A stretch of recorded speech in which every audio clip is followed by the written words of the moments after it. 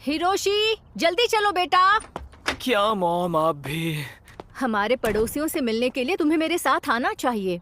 मैं तो कहती हूँ ये जगह बहुत ही अच्छी है, चारों तरफ हरियाली और खुली हवा।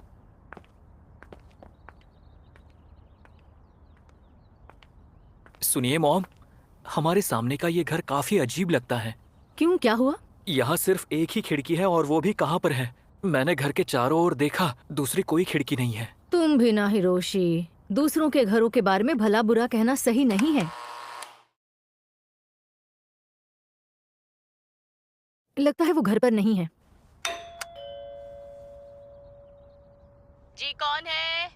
हाँ, हम आपसे जान पहचान करना चाहते हैं। हम सागाकू चीज हैं और अभी अभी आपके पड़ोस में रहने आए हैं। और अभी मैं और मेरा बेटा बस आपसे मिलना चाहते हैं। हम एक अच्छे पड़ोसी बन सकते हैं। आपके लिए कुछ लाई हूँ, आपको ये जरूर पसंद आएगा। आपने तकलीफ क्यों की? वैसे मैडम एक बात बताइए, नुमागा से फैमिली के मेंबर्स हमेशा काम पर होते हैं क्या? पता नहीं डियर, वो घर हमेशा बंद रहता है, पर रात को उनकी खिड़की में आपको किसी की परछाई दिखेगी, इसलिए मुझे लगता है वहाँ कोई रहता है। वो शायद ही कभी बाहर निकलते होंगे।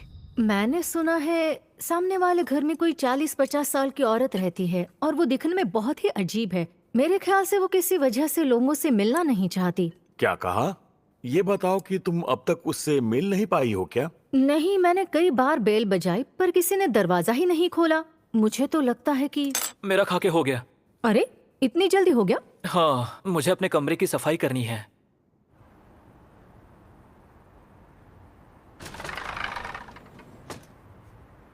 पता नहीं आखिर उस घर में कौन रहता है। मुझे कुछ तो गड़बड़ लग रही है।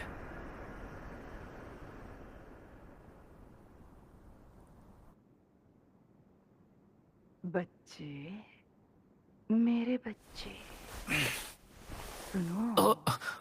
Good evening. क्या तुम सो रहे हो? तुम कैसे हो मेरे बच्चे? कौन है? बच्चे, सुनो बच्चे, मेरे बच्चे, क्या तुम अपनी पसंद का घर ढूंढ रहे हो? मेरे बच्चे, तुम कैसे हो बच्चे? बोलो, कभी कभी मुझसे मिलने आया करो। मैं सामने वाला दरवाजा खुला रखकर तुम्हारा इंतजार कर रही हूँ। वो आखिर क्या था?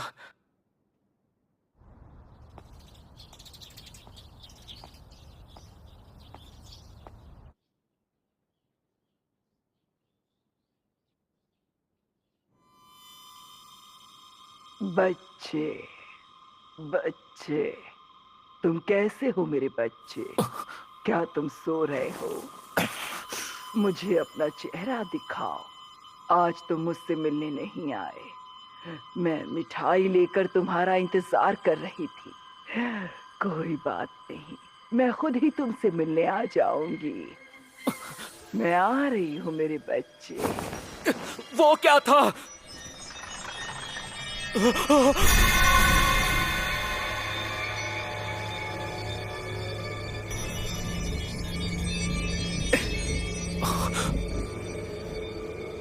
बच्चे, मैं ये कपड़े धोने वाली लकड़ी तुम्हारी ओर बढ़ा रही हूँ।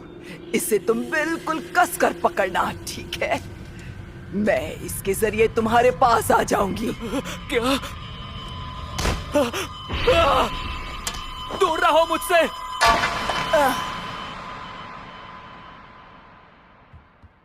मॉम, डैड, प्लीज जल्दी आइए। अरे तुम्हें क्या हुआ? यहाँ तो कोई भी नहीं है। कपड़े धोने की लकड़ी भी नहीं है। मैंने उसे देखा था, वो बहुत ही डरावनी लग रही थी और वो मेरे कमरे में आना चाहती थी। हिरोशी, तुमने कोई डरावना सपना देखा होगा। मैं सच कह रहा हूँ डैड।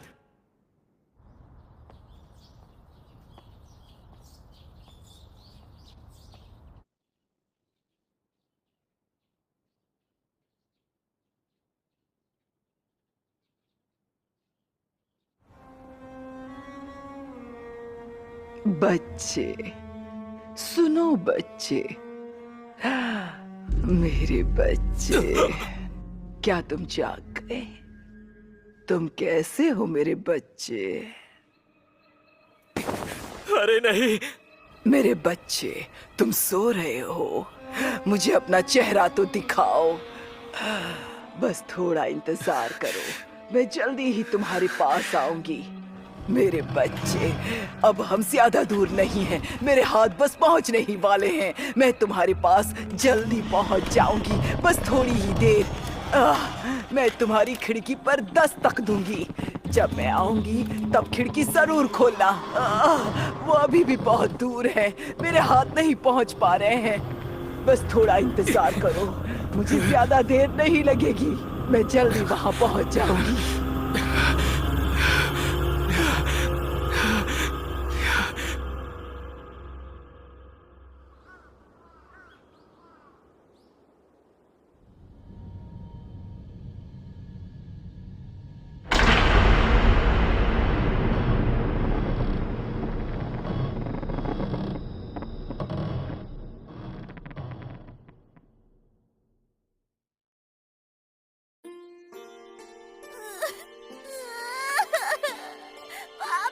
जब मैं छोटी थी तब मुझे पापा के मरने के सपने आते थे।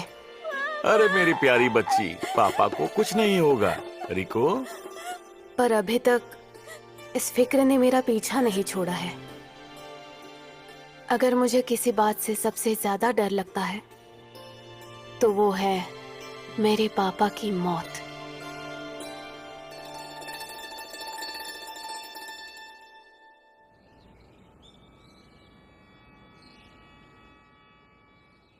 इज्जतदार टोकुरा परिवार में पारंपरिक शादी एक रिवाज था।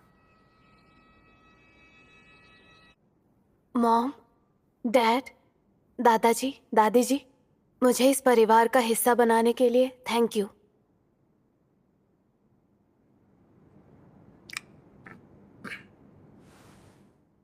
हे रिको-सान, मेरे ख्याल से मुझे तुम्हें भाभी बुलाना चाहिए, है ना? हाँ, सुनकर अच्छा लगा टोमोका-चान।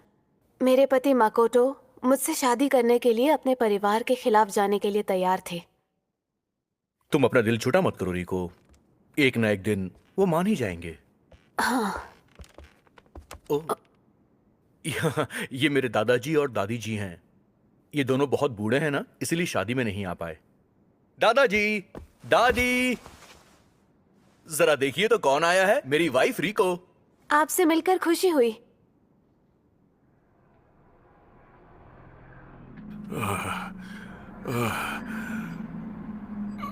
रिको, रिको। पापा, मैं यही हूँ पापा। रिको, तुम माकोटो कुन के साथ हंसी खुशी से रहना।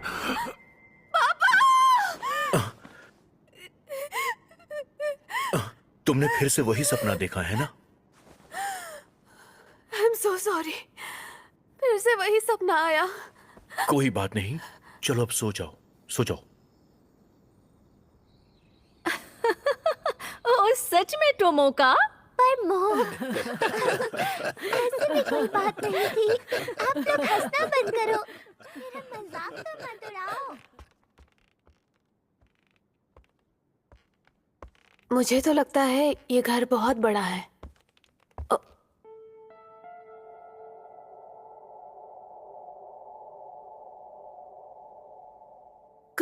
कौन है?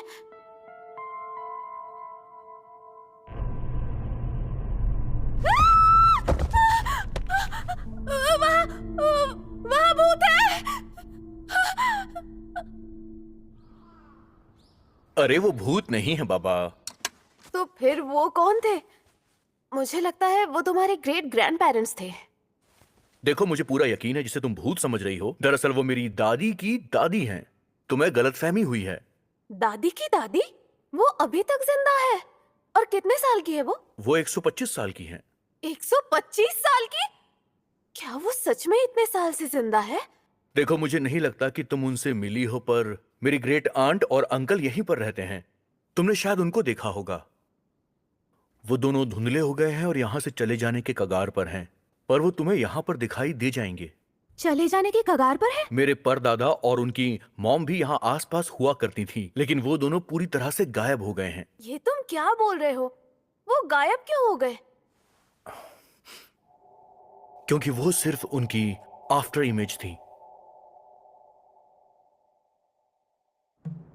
उसके बाद अगले साल अनफॉर्चुनेटली मेरे दादा ससुर की मौत हो गई। बहुत दिन हो गए तुमसे मिले हुए। हाँ पापा, अच्छा हुआ आप आ गए। रिको बेटा, तुम इस घर में खुश हो ना? ये परिवार तुम्हारी देखभाल करता है? हाँ। आप यहाँ पर आए इसके लिए आपका बहुत बहुत शुक्रिया। कोई बात नहीं माकोटो-सान, मेरी रिको का अच्छी तरह से ख्याल रखना, ठीक है? आप बिल्कुल फिक्र मत कीजिए पापा। चलो रिको। रिको चलो भी। आज पूरा का पूरा टोकुरा परिवार लिविंग रूम में इकट्ठा हो रहा है। मेरे ख्याल से तुम पहली बार उन सबको देखोगी।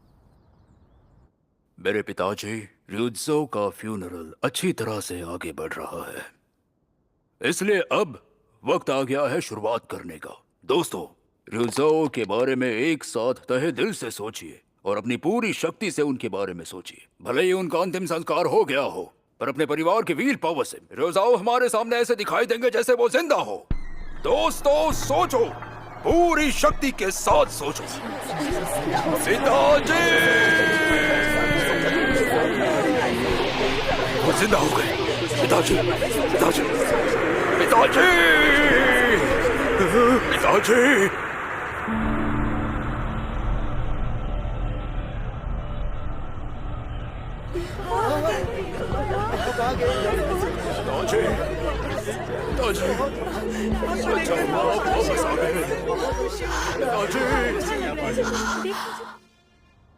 दादाजी असल में जिंदा नहीं हुए थे और ना ही वो भूत बनकर वापस आए थे। वो एक ऐसी इमेज है जो हमारे परिवार की विल पावर से बनी हुई है और हम लोग उसे आफ्टर इमेजेस कहते हैं। सच कहूं तो असलियत में उन लोगों की कोई फिजिकल प्रेजेंस है ही नहीं, पर हमारे परिवार को लगता है कि वो हमारे आसपास ही मौजूद हैं और मानो हम लोग उनसे हकीकत में बातें कर रहे हैं। पर शायद वो सिर्फ एक वहम है। यहाँ तक कि बातचीत करते हुए भी वो ऐसा कुछ नहीं कहते जिसकी कल्पना हम जिंदा लोग कर सकते हैं। लेकिन फिर भी हम सब परिवार वाले लगातार आफ्टर इमेजेस बनाते ही रहते हैं। जब परिवार में कोई गुजर जाता है तो वो उस खालीपन को दूर करने में हमारी मदद करते हैं। वो परिवार का एक हिस्सा बनकर चलते फिरते रहते हैं। धीरे धीरे वक्त के साथ वो इमेजेस धुंधली होने लगती हैं। जैसे वक्त बीतता है वो इमेज और ज्यादा ट्रांसपेरेंट होने लगती हैं और 20 साल के बाद वो इमेजेस पूरी तरह से गायब हो जाती हैं, हमेशा हमेशा के लिए। लेकिन 20 सालों तक वो हम जिंदा लोगों के लिए जीने में मदद करती हैं। इससे उन्हें अच्छी तरह अलविदा कहने का मौका मिलता है।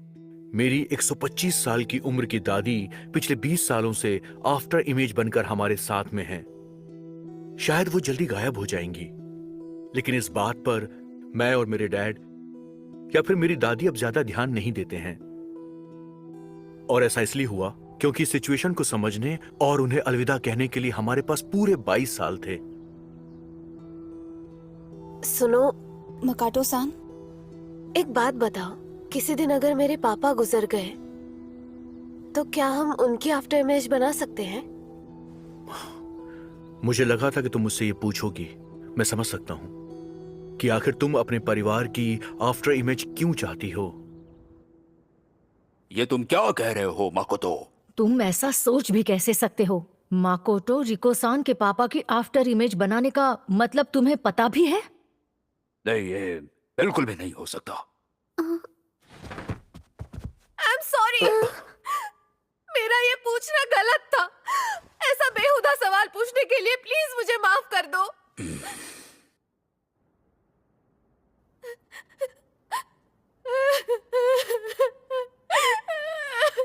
सुनिए भाभी, आप मॉम डैड की बात का ऐसे बुरा मत मानिए। वो दोनों बहुत अच्छे हैं, बहुत प्यार करते हैं सबसे। जानती हूँ, मैं कुछ ज्यादा ही सेल्फिश हो गई थी। मैं कल जाकर फिर उनसे माफी मांगूंगी। टोमोको-चान, मेरी इतनी फिक्र करने के लिए थैंक यू। वो तो इसलिए क्योंकि आप मुझे बहुत अच्छी लगती हैं भाभी। Thank you. मुझे भी तुम अच्छी लगती हो टोमोको-चान।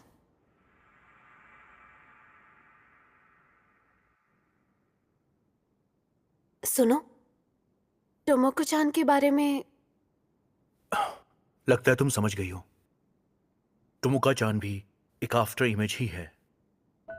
एक बीमारी की वजह से 10 साल पहले ही मेरी बहन मर चुकी थी और हाल ही में उसकी आफ्टर इमेज धुंधली होने लगी है। हे मॉम, क्या हुआ टोमोका? आप भाभी पर नाराज मत होना, वो बहुत अच्छी वाइफ है। ये बात मैं अच्छे से समझ सकती हूँ बेटा, पर आई लव यू मॉम। मुझे आपके साथ ही रहना है। मैं आपको छोड़कर कहीं नहीं जाना चाहती हूँ मॉम, और ना ही मैं शादी करना चाहती हूँ। समझ गई ना, है ना मॉम? हाँ ठीक है मेरी बच्ची, तुम चिंता मत करो, तुम हमेशा के लिए मेरे साथ रह सकती हो।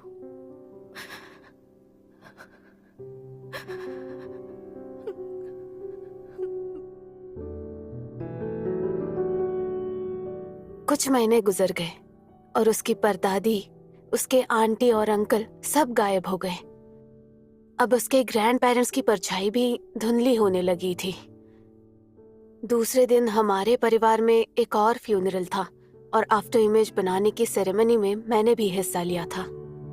मैं पहले भी कई बार ऐसा कर चुकी थी और टकुरा परिवार के मेंबर होने के नाते मैंने इसके लिए बहुत कोशिश की। हमारी शादी को पूरे 8 साल हो गए थे, फिर भी मेरे ससुराल वालों ने अभी भी मुझसे दूरियां बनाई रखी थी। मुझे लगा शायद मेरी कोशिश कम पड़ रही है, इसलिए उनका दिल जीतने की कोशिश कर रही थी। हनी सुनो, तुम्हारा लंच।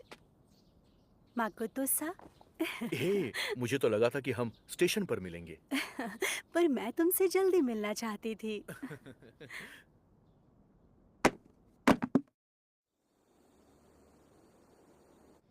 सुबह मैंने जिसे देखा वो तुम्हारे ऑफिस की मोरी-सान थी ना? तुम दोनों का कोई चक्कर चल रहा है? हाँ। तो अब तुमने आगे क्या सोचा है? देखो, सच तो ये है कि वो मैं उससे शादी करने वाला हूँ। हरगिज नहीं, मैं तुम्हें डिवोर्स कभी नहीं दूंगी। रिको, तुम परेशान मत हो, मैं तुम्हें डिवोर्स नहीं देने वाला हूँ। मैं तुम्हारी जिम्मेदारी उठाऊंगा और जिम्मेदारी उठाते हुए उसके साथ। तुम क्या बोल रहे हो? पागल हो गए हो क्या? तुम मुझसे डिवोर्स लिए बिना उससे शादी कैसे करोगे? मैं सीधा उसी से बात करती हूँ। बिल्कुल भी नहीं। छोड़ो मेरा हाथ। मैं कहता हूँ कि तुम चुप हो जाओ।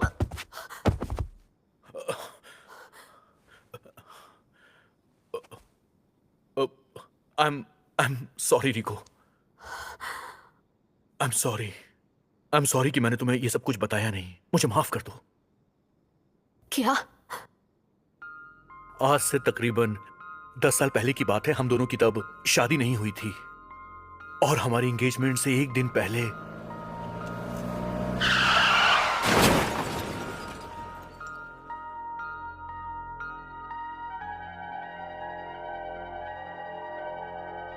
तुम्हारा एक्सीडेंट हो गया था और तभी तुम्हारी मौत हो गई थी। मैंने अपने डैड को मनाया तुम्हारी आफ्टर इमेज बनाने के लिए। उनके सामने मैं गिड़गिड़ा रहा था रिको।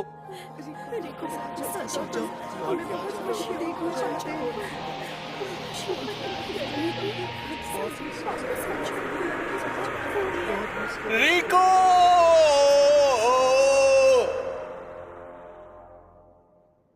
नहीं, नामुमकिन। तुम्हें अगर ये सब झूठ लगता है तो अपने पापा के घर चली जाओ। वहां पर तुम्हारी कब्र के ऊपर तुम्हारा नाम अभी भी लिखा होगा रिको। मतलब मैं बिल्कुल